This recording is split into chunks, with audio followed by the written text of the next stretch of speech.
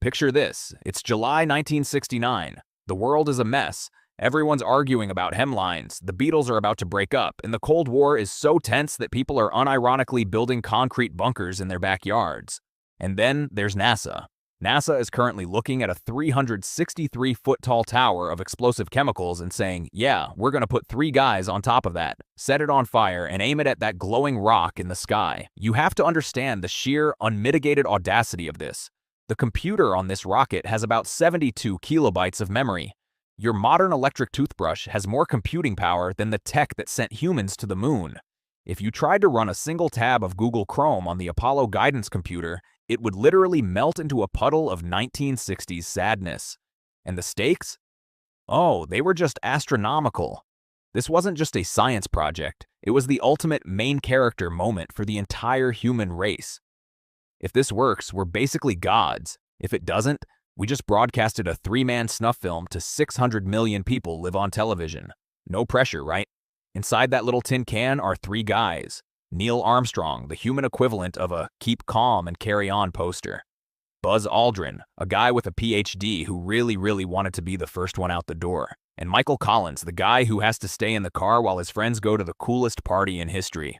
We are talking about a mission where the backup plan for the lunar lander failing was basically a pre-written speech for the president to tell the world, well, they're still up there and they're not coming back. Good night, everyone.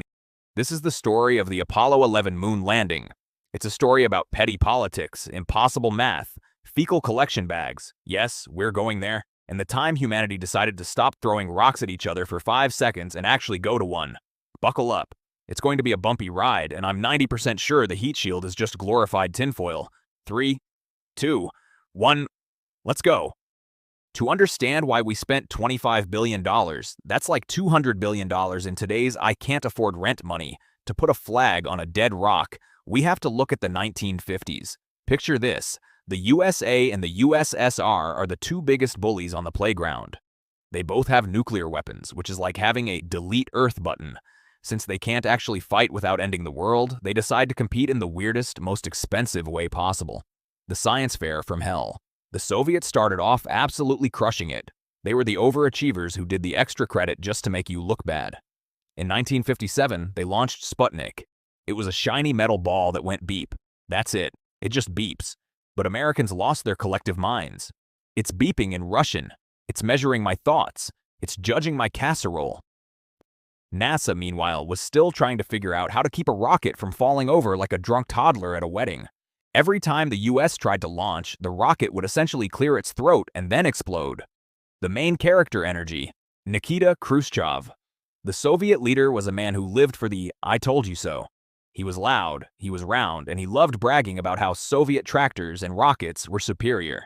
Every time the USSR did something in space, he'd essentially call up the White House just to go, LOL, get gud, scrub. When they put Yuri Gagarin in space in 1961, Khrushchev was basically doing a victory lap around the planet. The US was in a full-blown panic. Enter John F. Kennedy. JFK was many things, charismatic, stylish, and apparently very tired of losing to a guy who once banged his shoe on a desk at the UN. Look, I don't know how we're gonna do it. I don't even know if the moon is made of cheese or radioactive dust, but if I have to hear Nikita brag one more time, I'm going to lose it. We're going to the moon by the end of the decade. Why? Because it's hard, and because I want to win so badly it hurts my teeth. But the US wasn't just building rockets.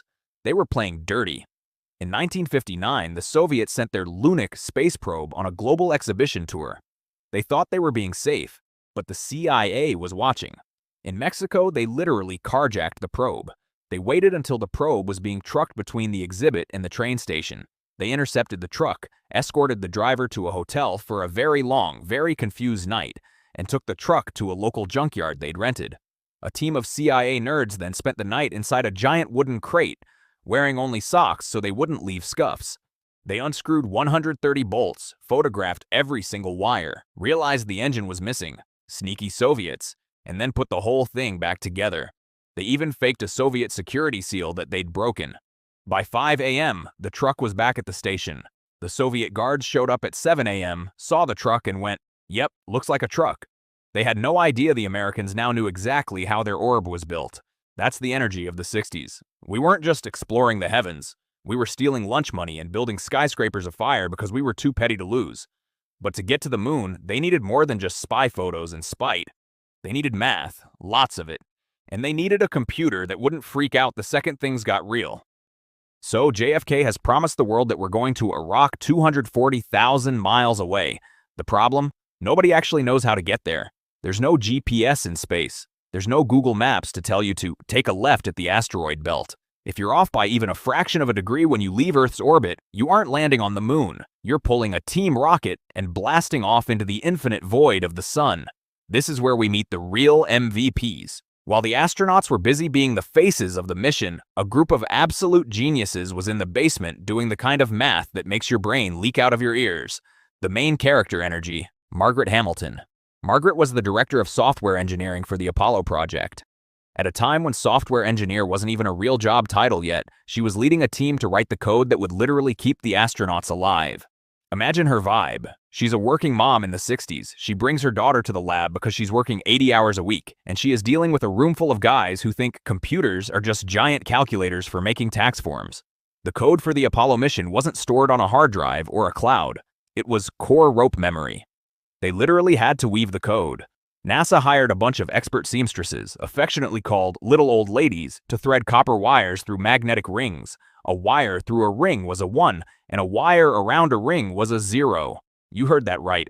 The software that landed us on the moon was literally knitted. If one of those ladies had a bad day or missed a stitch, the computer would have a stroke in mid-flight and Neil would be toast. There's a famous photo of Margaret standing next to the stack of paper containing the code her team wrote. The stack is as tall as she is. Every single line was handwritten and then manually entered. If these pilots touch one wrong button, the whole thing crashes. I have to write code that assumes the astronauts are going to be helpful in the worst way possible. I'm basically building an undo button for the entire universe. And let's talk about that computer. The Apollo Guidance Computer, AGC, was a masterpiece of 1960s tech, which means it was roughly as powerful as a modern toaster, but way more temperamental. It had 72 kilobytes of read-only memory. To put that in perspective, a single high-definition photo on your phone would require about 100 Apollo computers to store. These geeks had to figure out how to squeeze the physics of orbital mechanics into a box that had less memory than a save icon. They were basically trying to run Cyberpunk 2077 on a Game Boy Color. But math only gets you halfway there. You can have the best code in the world, but you still need some crash test dummies with enough ego to sit on top of the fire and steer the thing. Coming up next, we meet the 3 guys who were either the bravest humans alive or just really, really bad at assessing risk. You can have the best knitted code and the pettiest politicians in the world, but eventually, you have to find someone willing to sit in a pressurized tin can and be shot into a void where their blood will literally boil if a seal leaks. NASA didn't want cowboys. They wanted pilots who are also engineers who are also robots. They needed guys who could look at a total system failure warning light and go, that's suboptimal, instead of screaming like a toddler in a ball pit. The main character energy. Neil Armstrong. Neil was the ultimate Iceman. He was so quiet and stoic that his colleagues often wondered if he actually had a pulse. I am currently flying an experimental plane that is falling apart at Mach 3. Should I panic? No. I think I'll just adjust this dial by 2 millimeters and then go home and mow the lawn in total silence. Then you had Buzz Aldrin. Buzz was different. He had a PhD from MIT in Manned Space Orbital Rendezvous. He was literally Dr. Rendezvous. While Neil was the guy who could fly anything, Buzz was the guy who understood the math of how to fly it. He was also incredibly intense and had a bit of a chip on his shoulder about not being the first man. And finally, Michael Collins. If Neil and Buzz are the stars of the show, Mike is the ultimate supporting actor. He's the guy who stays in the getaway car, the command module, while the other 2 go down to the surface. He's the only human in history to be that close to the moon and not get to touch it. Sure, guys, go ahead. Leave me here in the dark. I'll just stay here and listen to my 8 tracks and try not to think about the fact that if you don't come back, I have to fly home alone and explain to your wives why I'm the only one at the dinner party. The training for these guys was absolutely unhinged. To prepare for the low gravity of the moon, NASA built a reduced gravity simulator, which was essentially a giant swing set that held them at a 6th degree angle. They looked like toddlers being held up by their armpits while trying to walk on a wall. But the real kicker? The Lunar Landing Research Vehicle, LLRV. This thing was so dangerous, the pilots nicknamed it the Flying Bedstead. It was basically a jet engine strapped to 4 legs with 0 wings. It was notoriously impossible to fly. Just weeks before the mission, Neil was flying one of these things when it started leaking oil and spinning out of control. Neil ejected about 1 second before the thing turned into a giant fireball on the tarmac. Do you know what Neil did after almost being incinerated by a flying bedstead? He didn't go to the hospital. He didn't take the day off. He walked back to his office, sat down, and started doing paperwork for the next hour. Hey Neil, heard your rocket pogo stick exploded. You okay? Yeah, fine. Do you have the latest fuel consumption charts? That is the level of no chill we are dealing with. These 3 guys were chosen because they were the only ones who could handle the fact that they were basically the test pilots for a 240,000-mile-long experiment where the exit sign was a 3-day flight away. But before they can go anywhere, they need a ride. And not just any ride. They need the biggest, loudest, most aggressive machine ever built by human hands. Next up, we meet the big boy. The Saturn V. A rocket so big it has its own weather system and enough power to make the Earth literally flinch. If the Apollo 11 mission was a symphony, the Saturn V was the percussion section. If the percussion section consisted of 500 cannons going off at the same time. This wasn't just a rocket, it was a 36-story skyscraper filled with enough liquid oxygen and kerosene to level a small city. Think about that. Most people are nervous to fly in a Boeing 747. The Saturn V was essentially a 6.5 million pound cocktail of please don't explode juice. The main character energy. Wernher von Braun. To talk about the Saturn V, we have to talk about its lead designer, Wernher von Braun. Wernher was a man with a complicated resume. Let's just say he started his career in Germany during the 1940s making things that went boom for the wrong team. But NASA's attitude was essentially, look, we know he's a bit problematic, but the man knows how to build a giant fire tube. Von Braun's vibe was obsessed mad scientist meets corporate manager. He wanted things big, he wanted them loud, and he wanted them to work perfectly. I want to go to the stars. If I have to build a rocket that burns through the atmosphere like a hot knife through butter and vibrates the teeth out of everyone in Florida to do it, so be it. The Saturn V was a 3-stage rocket. This is a polite way of saying the rocket was designed to fall apart as it flew. Stage 1, burned for 2.5 minutes, generated 7.6 million pounds of thrust, and then just fell into the Atlantic. Thanks for the memories, Stage 1. Stage 2 took over once they were high enough that the air was thin, pushing them even faster. Stage 3, the kicker that shoved them out of Earth's orbit and toward the moon. Let's talk about the noise. When the Saturn V launched, it was the loudest man-made sound in history, until that one time your neighbor decided to use a leaf blower at 7 a.m. on a Sunday. It was so loud, roughly 204 decibels, that it didn't just hurt your ears, it physically assaulted you. The acoustic waves were so powerful they actually melted the concrete of the launch pad and set the grass on fire for miles. If you stood too close without protection, the sound would literally vibrate your internal organs until they stopped working. NASA actually had to build a sound suppression system that dumped 300,000 gallons of water a minute under the rocket just to keep the sound waves from bouncing back and shaking the rocket to pieces. Imagine being Neil, Buzz, and Mike sitting on top of this. You're strapped into a seat, looking at a control panel, and beneath you is a controlled explosion that is currently trying to liquefy the ground you're standing on. Hey Neil, do you feel that? I can't feel my face, Buzz. I can't feel my soul. I think my kidneys just swapped places. And the best part? The whole thing was built by the lowest bidder. The Saturn V is the only vehicle in human history that has a 100% success rate. It never lost a crew. It never failed a mission. It was a masterpiece of over-engineering because we're terrified. It took those 3 guys from 0 to 25,000 miles per hour, the speed you need to leave Earth behind, and then it just let them go. Now the fun part starts. 3 days in a closet-sized capsule with 2 other guys, no shower, and a diet of dehydrated shrimp. Hope you guys like the smell of each other because there's nowhere to go but forward. So the big fire stick has done its job. The boys are now hurtling through the vacuum of space at 25,000 miles per hour. You'd think this would be the glamour part of the mission, right? Floating around, looking at the Earth, feeling like cosmic pioneers? Wrong. It was basically a 3-day road trip in a Volkswagen Beetle that you aren't allowed to leave, with no air conditioning, and your only bathroom is a plastic baggie and some medical tape. The main character energy, Michael Collins. While Neil and Buzz are prepping for the landing, Mike is the one keeping the house in order. He's the designated driver of the command module, Columbia. If Neil is the Iceman and Buzz is Dr. Rendezvous, Mike is the lonesome traveler. He's the most relatable guy in the room because he spent most of the trip just trying to make sure the oxygen didn't run out and that they didn't accidentally fly into a sunspot. Day 2. Neil hasn't spoken in 6 hours. Buzz is explaining orbital mechanics to his socks. The cabin smells like a locker room that's been marinated in freeze-dried shrimp. I wonder if I left the garage door open back in Houston. Let's talk about the plumbing, or lack thereof. NASA spent millions on the rocket, but for the bathroom, they gave them the fecal collection bag. This was a plastic bag that you literally had to tape to your butt. I am not joking. There was a specific finger thimble built into the bag so the astronauts could manually assist the process in zero-G because physics is a cruel mistress.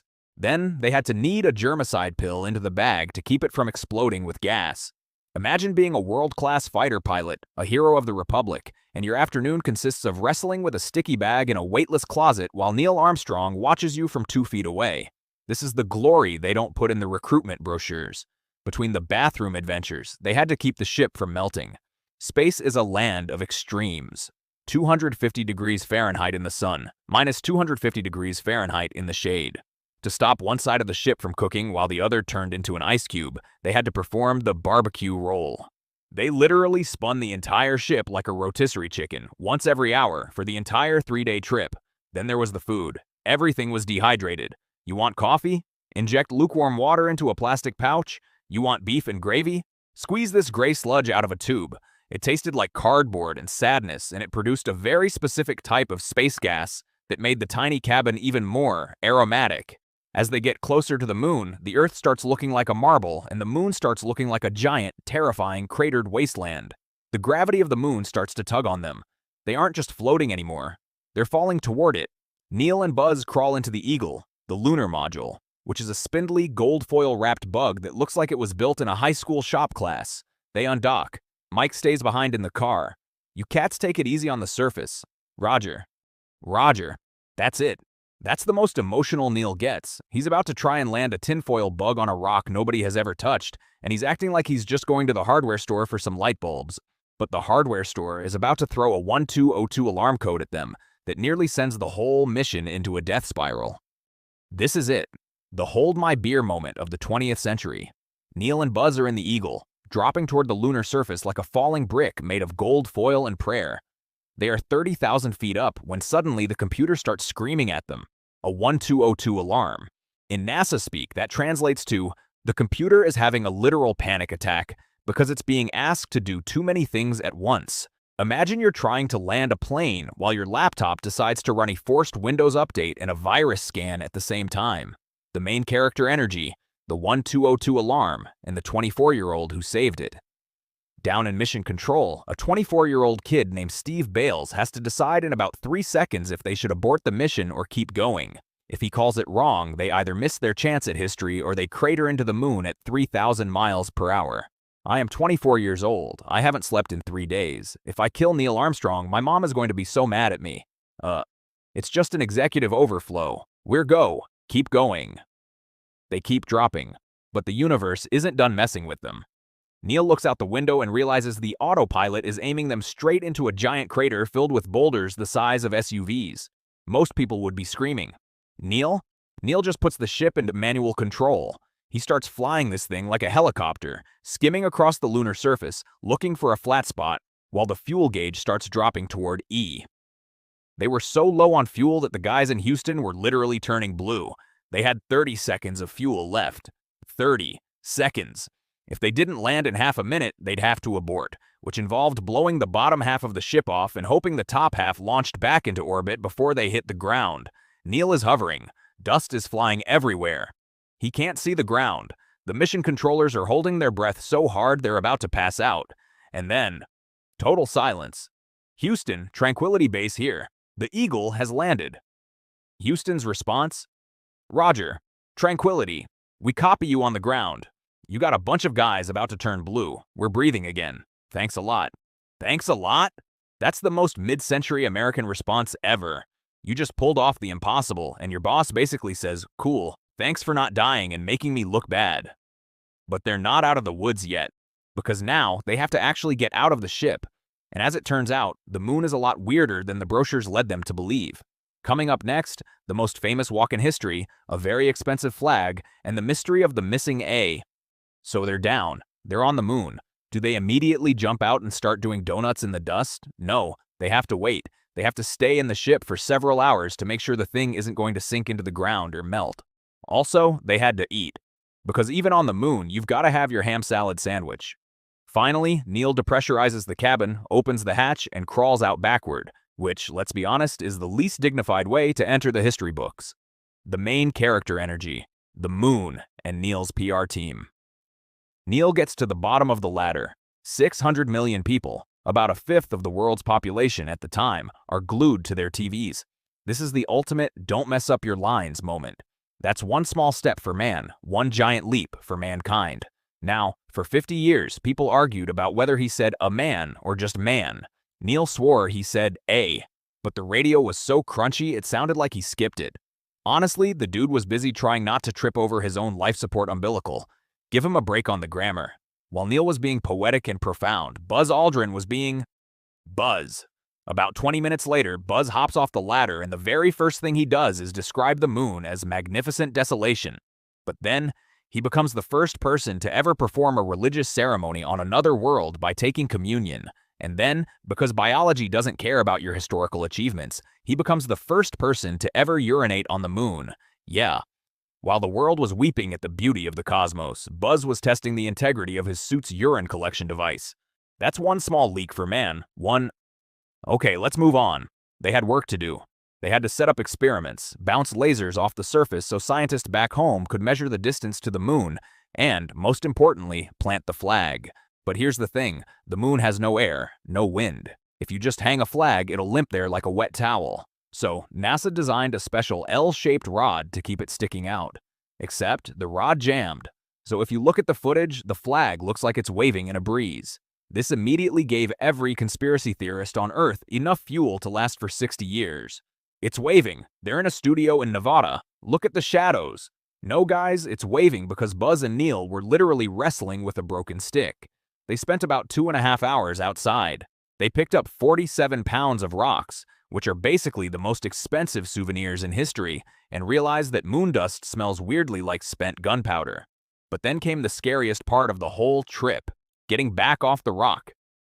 They went back inside the Eagle to get some sleep, but when they woke up, they realized they had a massive problem.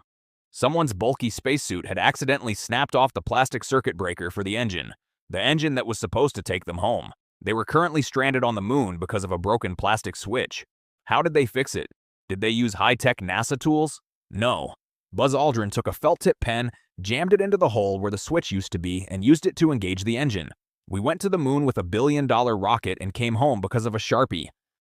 So, the Sharpie trick worked. Neil and Buzz managed to blast off the moon and meet back up with Michael Collins, who, by the way, has spent the last 20 hours being the loneliest man in the history of the universe.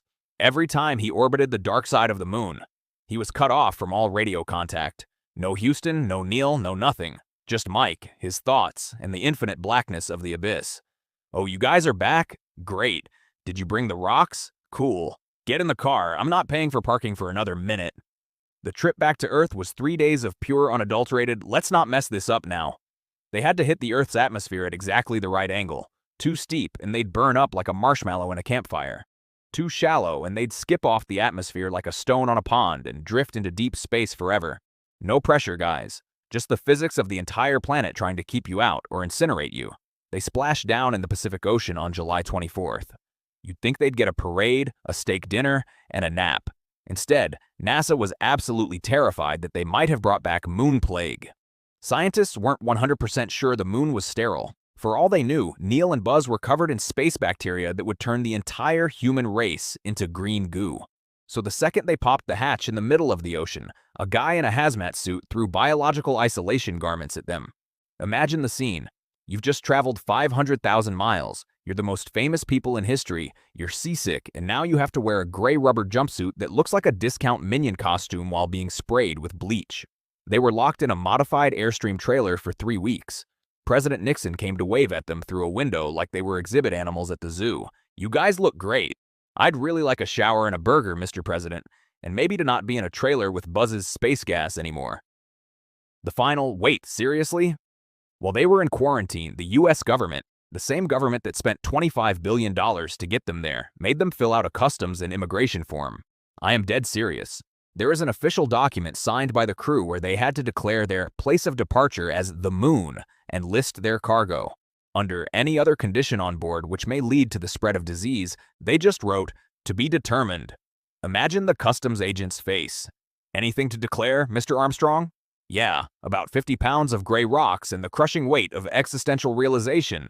Also, I think I left a pen on the moon. Do I owe a fine for that?"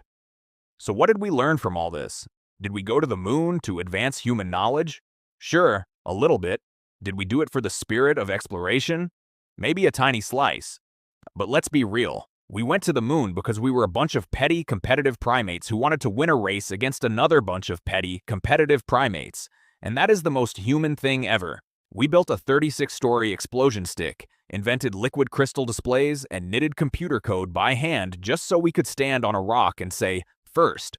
The morale of the story? Never underestimate what humans can achieve when they are properly motivated by spite, a massive budget, and the fear of looking uncool in front of their neighbors. We haven't been back since 1972. We left some flags, some golf balls, and a few bags of poop. But for one shining moment in 1969, we weren't just people living on a planet. We were a planet that had finally figured out how to leave the house, even if we did have to use a Sharpie to get back in the driveway.